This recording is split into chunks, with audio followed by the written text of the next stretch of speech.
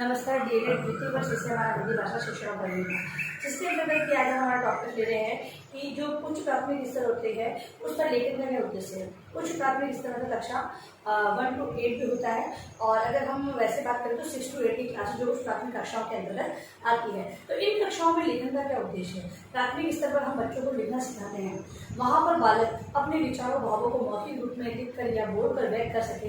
इस हेतु हम लोग बालकों का लिखने की जो प्रारंभिक अवस्था है उसका ज्ञान उसे करवाते हैं, विभिन्न प्रकार से उनमें लिखने की क्षमता का विकास करते हैं। तथा अब हम उच्च प्राथमिक स्तर की बात कर रहे हैं तो यहाँ पर बालक अपनी रुचि के अनुसार अपने भावनाओं विचारों को व्यक्त करने में सक्षम होता है। बालक को केवल यहाँ पर ये उद्देश्य ध्यान में शिक्षक को रखना होता है कि बालक सही जगह सही रुचि का प्रयोग करते हुए कार्य कर रहा है या नहीं कर रहा है। कहने का तात्पर्य ये है कि जिस बालक की जिस विषय वस्तु के आधार, जैसे कि हम ये कहें कि भाषा हिंदी के अंतर्गत भी विभिन्न विधाएं होती है, सभी बालक सभी विधाओं में इंटरेस्ट ले ऐसा संभव नहीं है।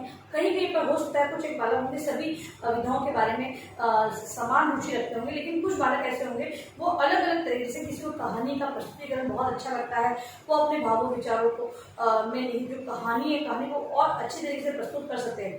तो यहाँ पर आकर बालक को लिखने के उद्देश्य से विकास इसलिए किया जाता है, लेखन का ये उद्देश्य रहता है कि बालक जो उनसे पूछा गया है या फिर जो अपने भावों विचारों को व्यक्त करना चाहते हैं उसे लिखित रूप में उचित भाषा शैली का प्रयोग करते हुए उचित भावनाओं को ध्यान में रखते हुए अपनी रुचि के अनुसार वो लेखन का कार्य करे।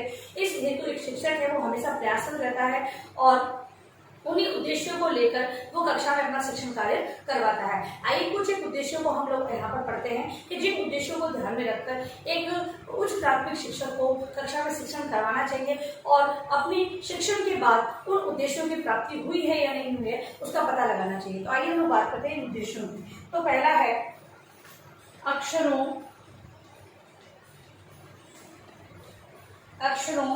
शब्दों एवं वाक्यों का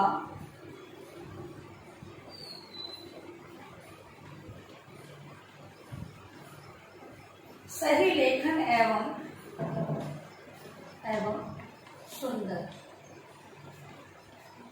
अब यहाँ पर पहला उद्देश्य बताया गया है कि जो उच्च प्राथमिक कक्षाओं के बालक बालिका है विद्यार्थी है वो अक्षरों शब्दों वाक्यों को सही प्रकार से और सुंदर लिख सके। इस उद्देश्य से उनके अंदर लेखन की क्षमता का विकास करना चाहिए, इस उद्देश्य को ध्यान रखना चाहिए। दूसरा है सरल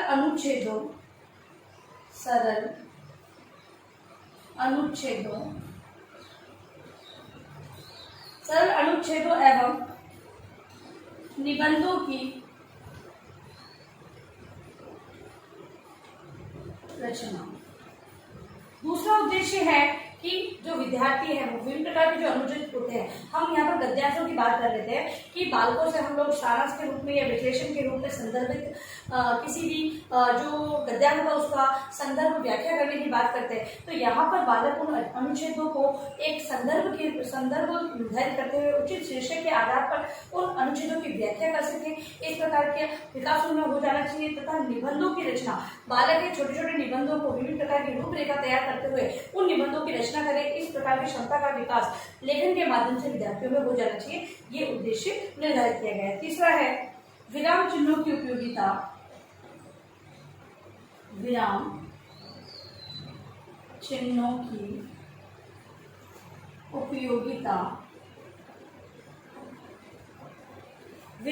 की उपयोगिता का ज्ञान एवं उपयोग। अगला उद्देश्य है कि विद्यार्थी जब लेखन का कार्य करे, अनुच्छेद लिखेंगे या निबंध लिखेंगे तो उचित विराम चिन्हों का प्रयोग वो कर रहे हैं या नहीं कर रहे हैं। उस उपयोगिता, विराम चिन्हों की उपयोगिता क्या है, क्योंकि अगर विराम चिन्हों का प्रयोग नहीं किया जाएगा तो कौन से वाक्य में कहाँ पर रुकना है, उसे पढ़ना किस प्रकार है, ये बात ज्ञात नहीं हो सकेगी। इस हेतु विद्यार्थियों के अंतर्गत जो विराम चिन्हों की उपयोगिता का ज्ञान तथा उसका उपयोग किस प्रकार किया जाता है, इस उद्देश्य को ध्यान में रखते हैं, क्योंकि जब इन चीजों का ज्ञान होगा तभी वो किसी प्रकार के अनुच्छेद या निबंधों को वो लिख सकेंगे। तो विराम चिन्हों की उपयोगिता ज्ञान है उसका उपयोग का उद्देश्य लेते हुए उन्हें लेखन कार्य सिखाना चाहिए। फिर है कठिन श्रुति लेख करने की योग्यता। कठिन श्रुत लेख करने की योग्यता। जो अगला उद्देश्य है, विद्यार्थियों के अंतर्गत कठिन से कठिन सूत्र ले। छोटी कक्षाओं में जो डिटेक्शन वर्क दिया जाता है, यानी सूत्र ले जो दिया जाता है वो 10 या 15 शब्द बच्चों को दे दिए जाते हैं, बच्चे पढ़ते हैं और फिर उसे याद करके आते हैं, अध्यापक बोलता है, विद्यार्थी लिखते हैं। लेकिन जब यहाँ पे उच्च प्राथमिक कक्षाओं की बात की जा रही है तो अध्यापक केवल उन्हें ये कहेगा कि कल आपको सूत्र ले करवाया जाएगा, विद्यार्थी है उसी समय उसे सुनेंगे, अध्यापक द्वारा कहा जाएगा, विद्यार्थी सुनेंगे, तत्पश्चात उसको वो लिखेंगे। तो इस प्रकार की कठिन सूत्र लेख करने की क्षमता का विकास बालकों के अंतर्गत लिखने के कारण आ जाएगा। मतलब जो लेखन कार्य करवाया जा रहा है उनसे बालक कभी भी उनसे सूत्र ले करवाया जाए तो ऐसी योग्यता उनमें विकसित हो जाए। इस उद्देश्य को ध्यान में रखकर लेखन करवाना चाहिए। अगला है औपचारिक एवं अनौपचारिक लेखन। औपचारिक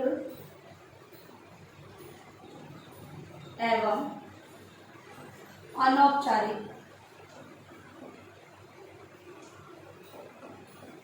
लेखन।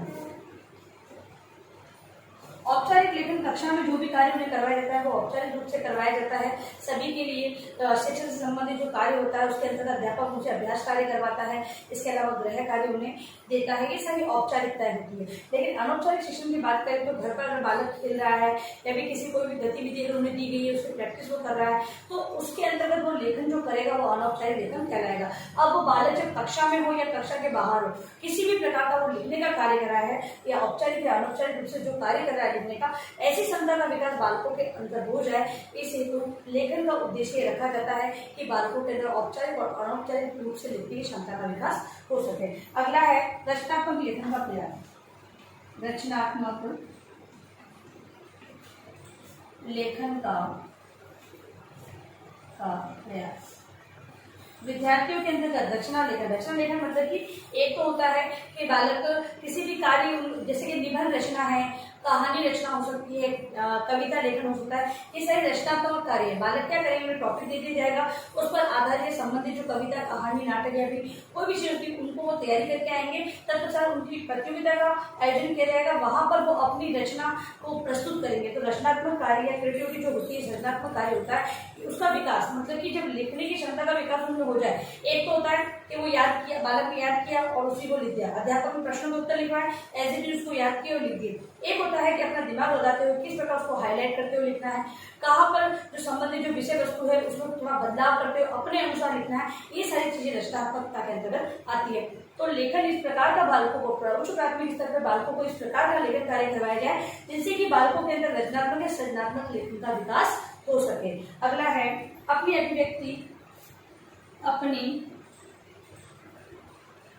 अभिव्यक्ति को लिखित रूप प्रदान करना। बालकों के अंतर्गत जो लिखित रूप में अभिव्यक्त करने की क्षमता है उसका विकास सही प्रकार से हो सके। मतलब कि बालकों को बोलना सब आता है, वो समझते भी हैं, उनके विचारों को मतलब कि किसी कोई विषय वस्तु है उस पर उन्हें कहा जाए कि अपनी भावना विचार, तो बहुत सारे विचार उनके अंतर्गत आते हैं, लेकिन लिखित रूप में अभिव्यक्त वो कर सके।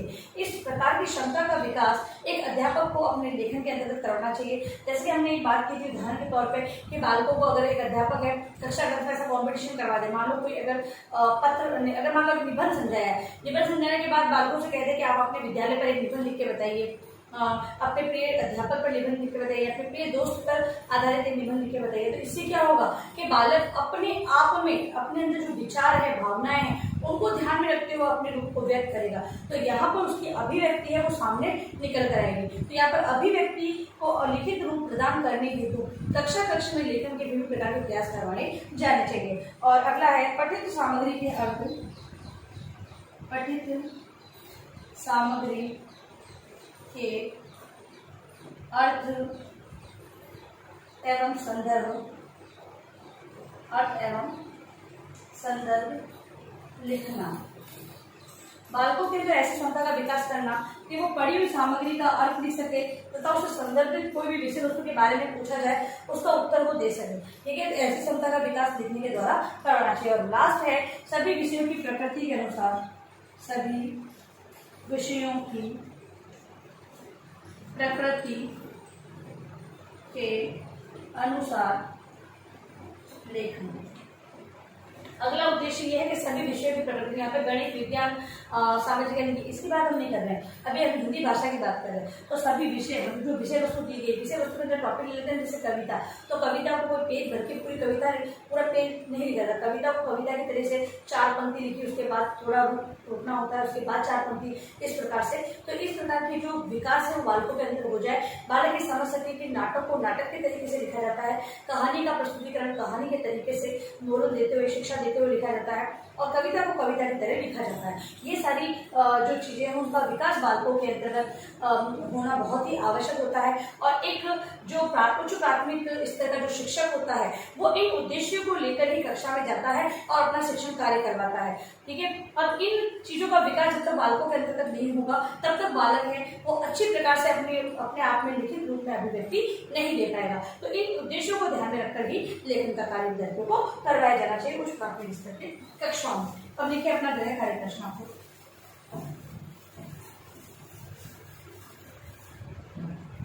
गृह कार्य उच्च प्राथमिक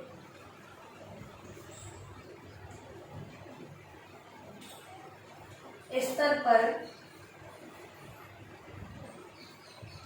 लेखन के